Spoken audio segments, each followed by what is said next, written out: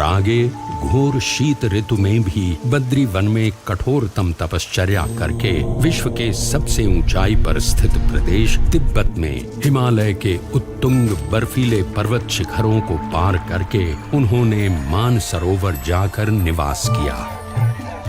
पुनः बद्रीनाथ आकर वहां से गौमुख, गंगोत्री, हरिद्वार, अयोध्या आदि स्थानों से होते हुए वे वंशीपुर आकर रहे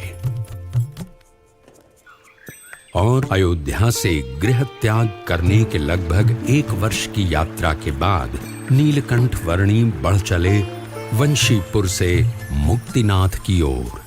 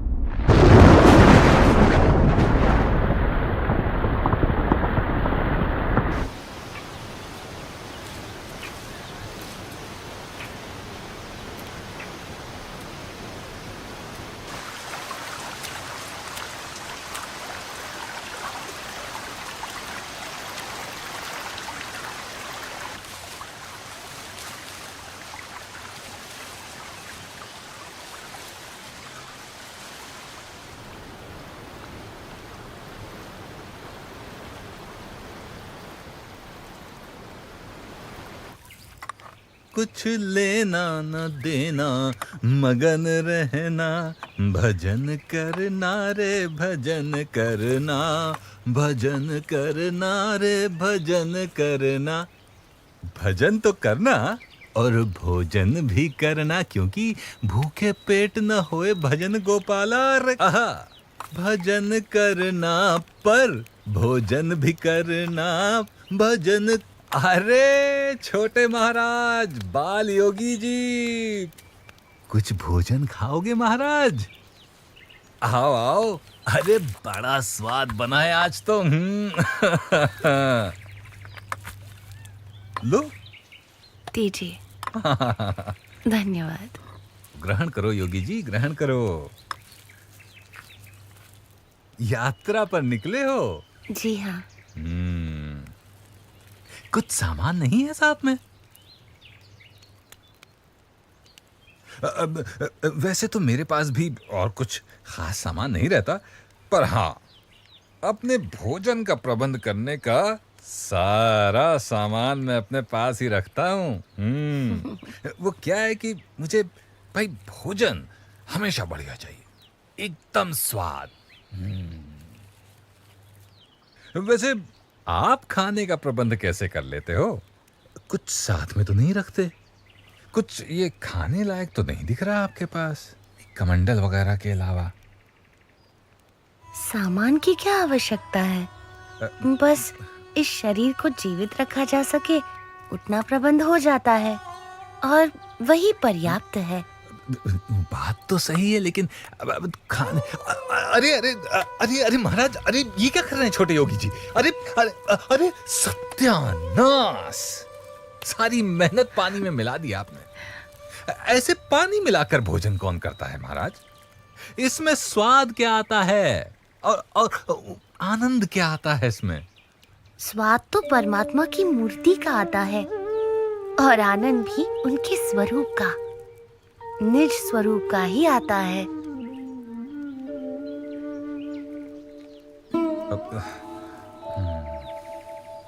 पर इतना स्वादिष्ट भोजन जो बनाया था, हैं, उसका क्या है? योगी के लिए परमात्मा की भक्ति ही भोजन है और परमात्मा की मूर्ति का सुख ही उसका स्वाद है।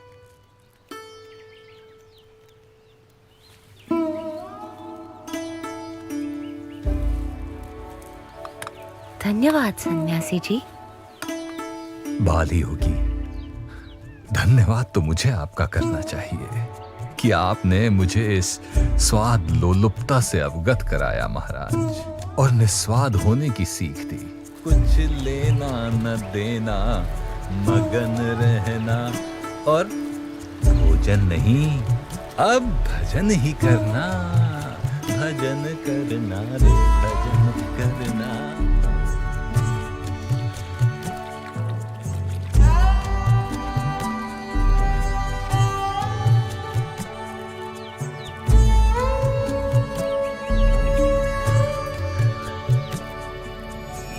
नीलकंठ वर्णी जानते थे कि काली गंडकी नदी के किनारे चलते हुए मुक्तिनाथ पहुंचा जा सकता था। इसीलिए वे काली गंडकी नदी के प्रवाह को ढूंढ रहे थे और उसी दौरान वे किसी अज्ञात निर्जन क्षेत्र में आ पहुंचे।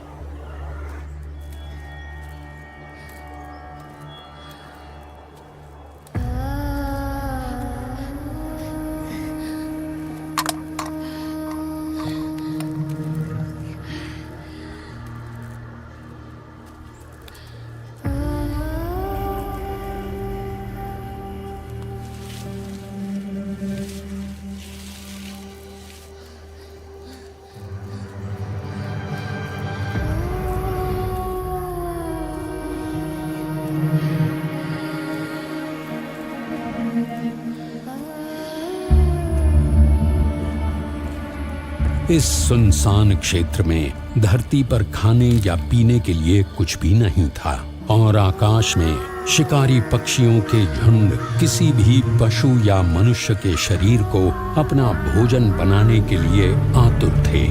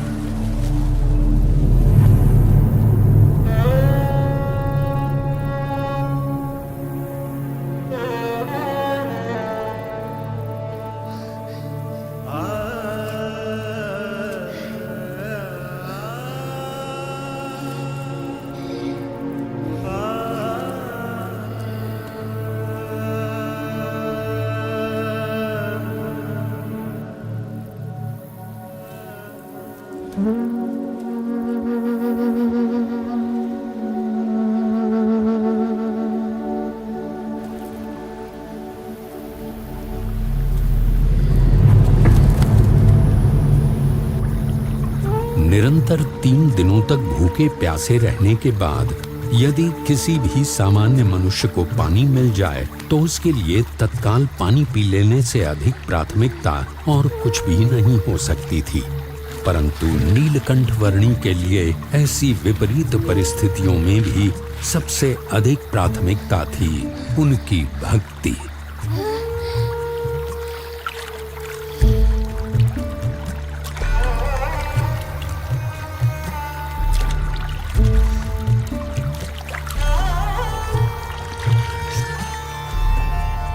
सब ही प्रकार से जीव सो उत्तम भक्त कहावे।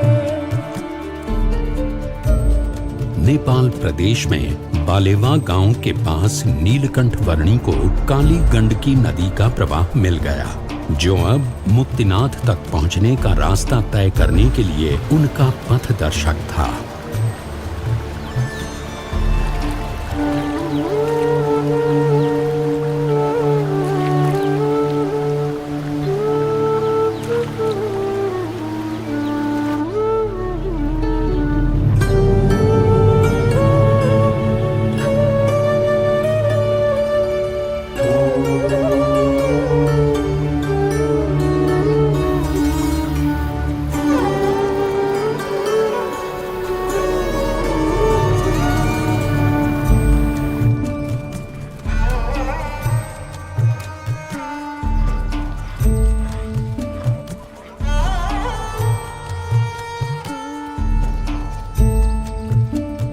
और इसीलिए रोज सुबह सबसे पहले भगवान की पूजा प्रार्थना करनी चाहिए और उसके बाद ही बाकी सब कामों की शुरुआत करनी चाहिए। अन्नपूर्णा पर्वत श्रृंखलाओं के बीच से बहती काली गंडकी नदी के किनारे उत्तर की ओर बढ़ते हुए नीलकंठ वर्णी मुक्तिनाथ पहुंचने का रास्ता तय करने लगे।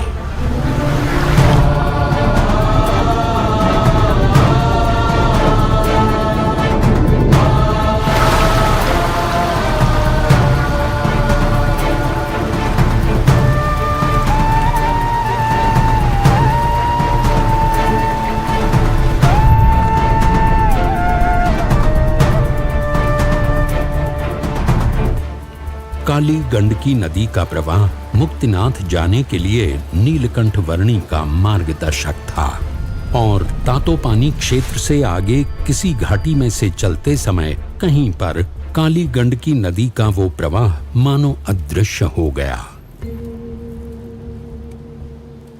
उस प्रवाह को ढूंढ लेना अनिवार्य था।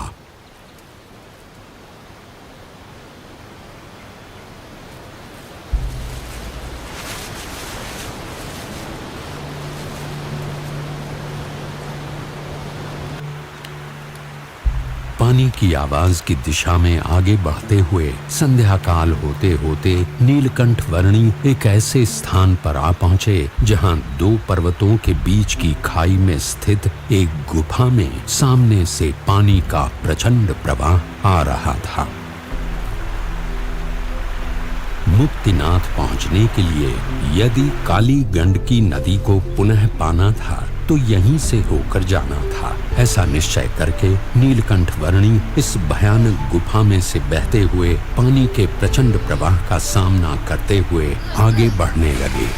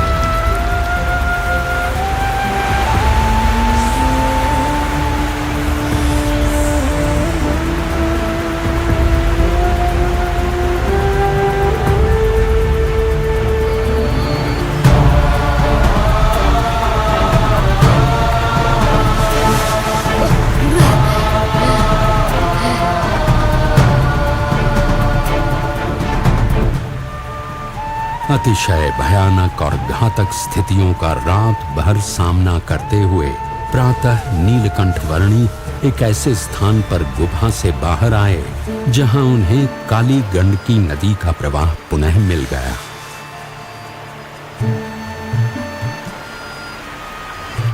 मुक्तिनाथ पहुंचने के लिए पुनः काली गंडकी नदी के किनारे उत्तर की ओर बढ़ चले नीलकंठ वर्णी की कुछ हठ योगी सन्यासियों से भेंट हो गई। आप सभी हठ योगियों को हमेशा उचित साधना करने का मार्गदर्शन मिलता रहे और अंततः परमात्मा की भक्ति का उत्तम योग प्राप्त हो, ऐसी मेरी शुभेच्छा है।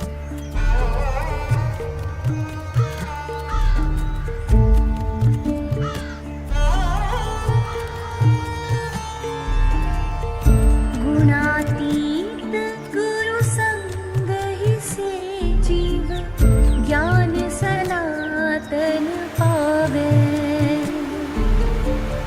ज्ञान सहित प्रभु भक्ति करे सो उत्तम योग कहावे।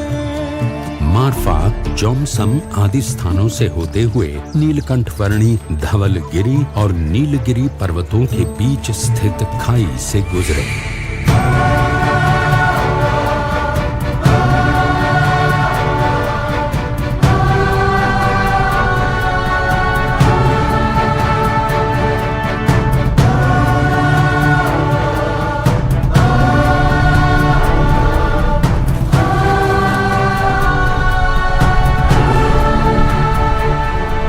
विश्व की कुछ सबसे गहरी खाइयों से होते हुए नीलकंठ वर्णी एक ऐसे क्षेत्र में आ पहुंचे जहां सबसे वास्तविक रूप के शालिग्राम प्राप्त होते हैं, ऐसा माना जाता है। ये थोड़ा बहुत शालिग्राम लग रहा है।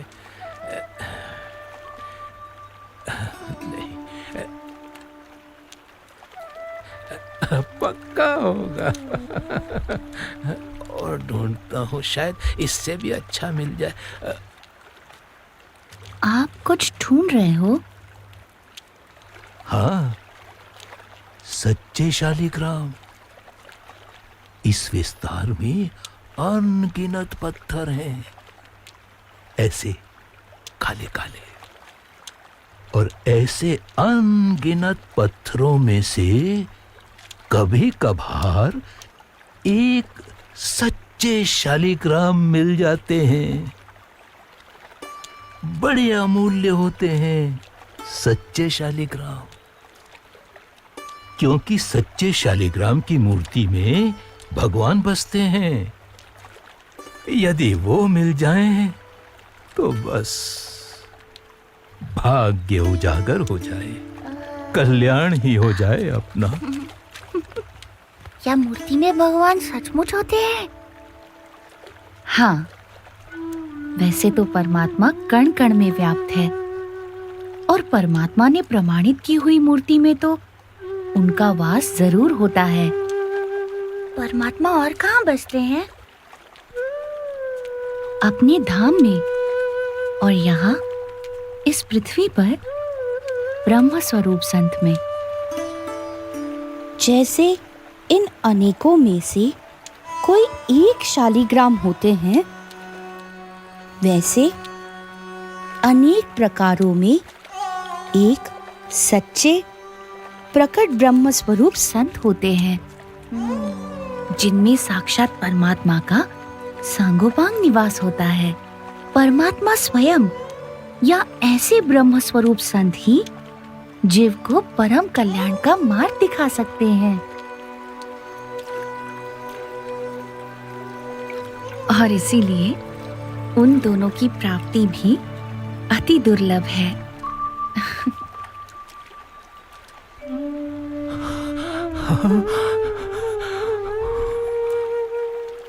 धन्य हो गया मैं। प्रणाम प्रभु। कागबेनी, रानी पौवा आदि स्थानों से होते हुए नीलकंठ वर्णी अंततः मुक्तिनाथ आ पहुंचे।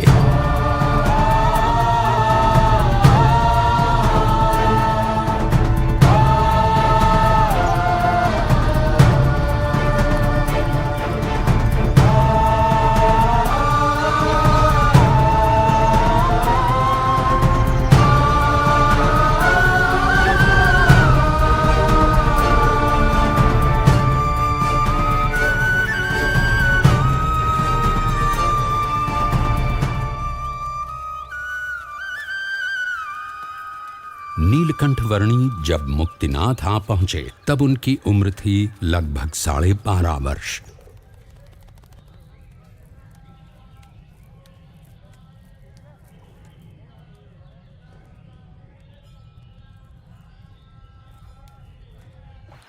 हिमालय की गोद से बहता निर्मल जल यहाँ मुक्तिनाथ मंदिर में मानो पवित्र हो जाता है जब वो 108 गौमुखों से होकर बहने लगता है।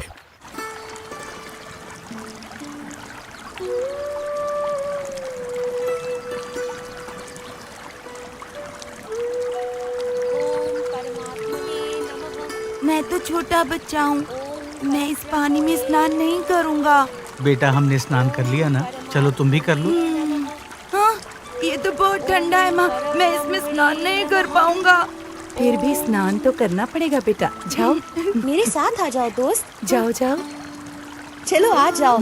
जाओ। घबराओ मत, कुछ अच्छा ही करने जा रहे हो तो परमात्मा को प्रार्थना करके शुरू हो जाओ। ओम परमात्मने नमः। नमः परमात्मने नमः। नमः परमात्मने नमः। ओम परमात्मने नमः। मैंने स्नान कर लिया, मजा आ गया। सुनो, हाँ? मेरे साथ चलो। हाँ, चलो। मैं तुम्हें फिर से स्नान करवाता हूँ। चलो चलो, बहुत मजा आएगा। ओम परमात्मने नमः। ओम परब्रह्मणे नमः। ओम परब्रह्मणे नमः। ओम परमात्मने नमः। परब्रह्मणे नमः।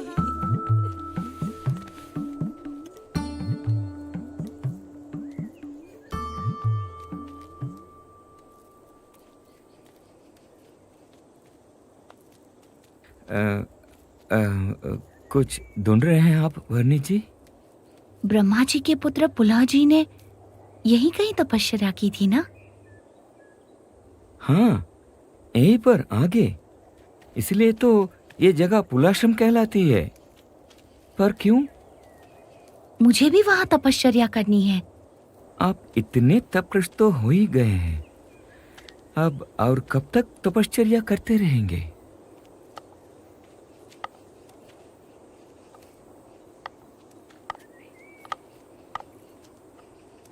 जब तक माता के शरीर के भागरूप रक्त और मांस इस शरीर से पूर्णतः मिट न जाए तब तक।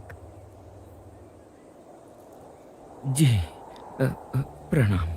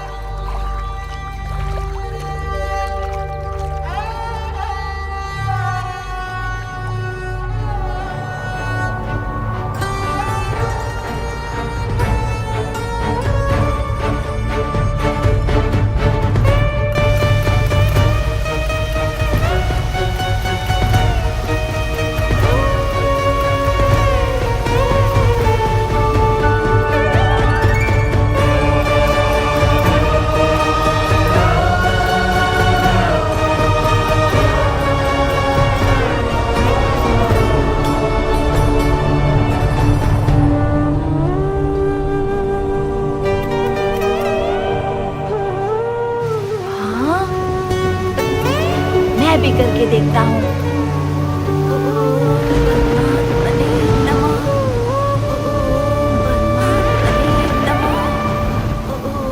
परमात्मने नमः। ओम परमात्मने नमः। ओम परमात्मने नमः।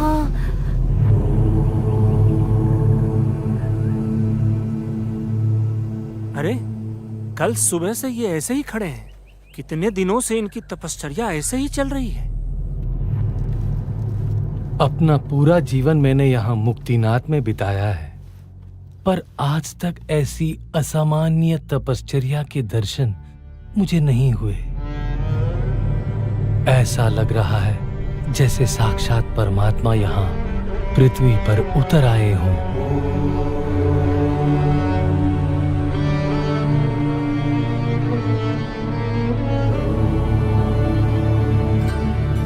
हाँ, कितनी शोभायमान लग रही है उनकी मूर्ति, जैसे तप और ब्रह्मचर्य का साक्षात स्वरूप। सूर्य देव को भी तेज प्रदान कर रहे हो, ऐसी तेजोमय कांति।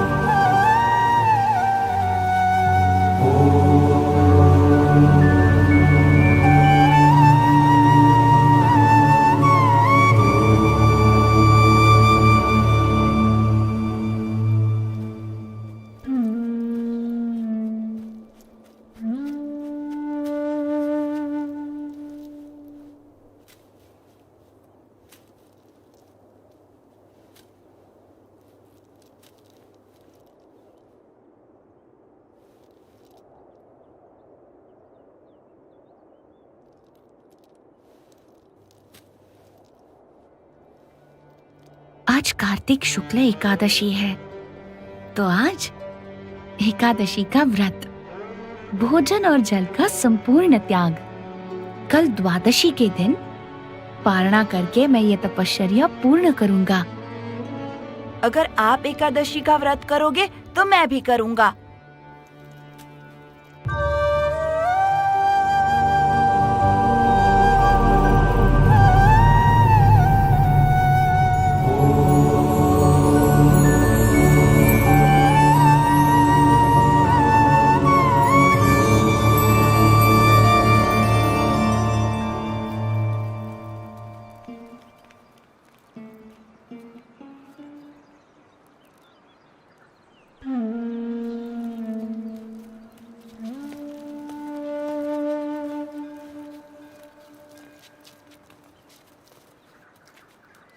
नीलकंठवर्णी, जाते जाते कुछ उपदेश देते जाइए, जिससे कि हम भी सर्वोच्च तपश्चर्या कर सके और हमारा मोक्ष हो। तप, त्याग, वैराग्य, तीर्थ, सेवा आदि तो अनेक साधन हैं, पर वे आत्यंतिक मोक्ष पाने के लिए पर्याप्त नहीं हैं। पर हाँ, यदि परमात्मा का दृढ़ आश्रय कर लिया जाए तो ऐसे कई सारे साधनों के फल से भी अधिक ऐसा आत्यंतिक मोक्ष मिल सकता है। नीलकंठवर्णी, आपकी तपो मूर्ति की दिव्य स्मृति हमेशा के लिए हमारी हृदय में जीवंत रहे और उसी के आश्रय से ही हमारा पूरा जीवन बीते। ऐसे ही आशीर्वाद हम पर बनाए रखना। नीलकंठ प्रभु, प्रणाम। तपश्चर्या में मेरी सहायता करने के लिए धन्यवाद। धन्यवाद। प्रणाम हो इस धन्यवाद। बाल योगी को। प्रणाम।